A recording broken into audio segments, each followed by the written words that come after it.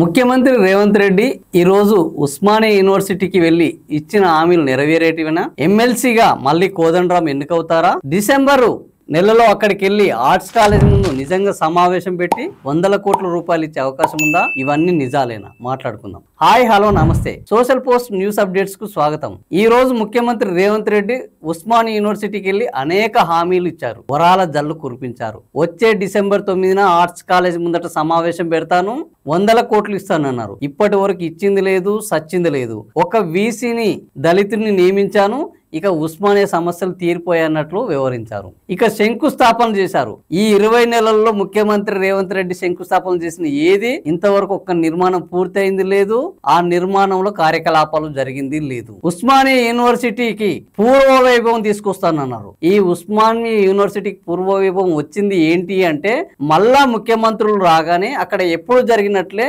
విద్యార్థులను అరెస్టులు చేయడము, ముళ్ళ కంచెలు, ఇనుప కంచెలు, పోలీసుల పహారా రావడం. ఇంతకు మించిన పూర్వ వైభవం ఏమీ జరగలేదు. ఇక ఉస్మానియా యూనివర్సిటీని స్టాన్ఫర్డ్, ఆక్స్ఫర్డ్ యూనివర్సిటీలను చేస్తాను, ప్రపంచ స్థాయికి తీసుకెళ్తానన్నారు. ఇప్పటి వరకు స్టాన్ఫర్డ్ యూనివర్సిటీ, ఆక్స్ఫర్డ్ యూనివర్సిటీ అంటే కూడా ముఖ్యమంత్రికి తెలుసో లేదో తెలియదు, కానీ ఉస్మానియా యూనివర్సిటీని వాడుతూ అంటే ముఖ్యమంత్రికి ఒక అలవాటు ఏమైందంటే ప్రపంచంలో ఉన్న వాటితో పోల్చడం, ప్రపంచ స్థాయికి తీసుకెళ్తానని చెప్పడం. కానీ ప్రపంచ స్థాయికి తీసుకెళ్లడానికి ఇప్పటి వరకు ఒక ప్రణాళిక చేశారా? అలాంటి ప్రయత్నం జరిగిందా? స్టాన్ఫర్డ్ యూనివర్సిటీకి, ఆక్స్ఫర్డ్ యూనివర్సిటీకి, ఉస్మానియా యూనివర్సిటీకి ఉన్న తేడాలేంటి, ఇక్కడ ఉన్న లోపాలేంటి అనేది ఏ మాత్రం తెలియకుండా మాటలు కోతలు కోయడము అనేది మొదలైంది. సో ఇప్పటికీ ముఖ్యమంత్రి రేవంత్ రెడ్డి ఈ శంకుస్థాపన చేసిన భవనాలకు కనీసం డబ్బులు ఇస్తే చాలు, అక్కడ ఉపాధ్యాయులని కొరత ఉన్నది, ఆ ఖాళీలను భర్తీ చేస్తే చాలు, ల్యాబులలో కనీస వసతులు లేవు, ఆ వసతులను కల్పిస్తే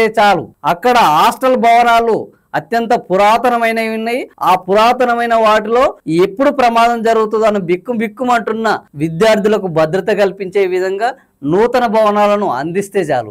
స్కిల్ యూనివర్సిటీ, స్పోర్ట్స్ యూనివర్సిటీ అని కొత్త యూనివర్సిటీలు కాదు, ఉన్న ఉస్మానియా యూనివర్సిటీని అద్భుతంగా కాపాడుకుంటే అంతకు మించిన గొప్ప విద్యాదానం, ఈ రాష్ట్ర తలరాతలు మార్చే కొత్త మార్గం వేరేది ఏమి అవసరం లేదని ఈరోజు ఉస్మానియా విద్యార్థులు, ఉపాధ్యాయులు, మేధావులు చెప్తున్నారు. సో ఈ నేపథ్యంలో ముఖ్యమంత్రి రేవంత్ రెడ్డి కనీసం వచ్చే డిసెంబర్ నాటికైనా ఇలాంటి స్పష్టమైన ప్రణాళికలతో అక్కడికి వస్తే బాగుంటుంది. లేకపోతే ఆ రోజు పోలీసులు ఖచ్చితంగా ఇంతకు ఎక్కువ ఉండాల్సి వస్తుంది. పోలీసుల మధ్యలోనే మీరు ప్రసంగాలు ఇవ్వాల్సి వస్తుంది. ఒకవేళ పోలీసులు లేకపోతే, ఏ ప్రణాళికతో ముందటికి రాకపోతే, ఈ ఇచ్చిన శంకుస్థాపనలు ఒక్క అడుగు కూడా పైకి రాకపోతే ఆ రోజు ఈయన లోపలికి పోవడమే తప్ప బయటికి వచ్చే అవకాశమే ఉండదు. ఉస్మానియా అనంటే ముచ్చట్లు చెప్తే, కథలు చెప్తే వినే విద్యార్థులు, వాళ్ళు ఎల్కేజీలు, యూకేజీలు కాదు, వాళ్ళు పీజీలు చేశారు. ఈ రాష్ట్ర యొక్క దిశను, దశను మార్చే విద్యార్థులు ఉస్మానియా విద్యార్థులు.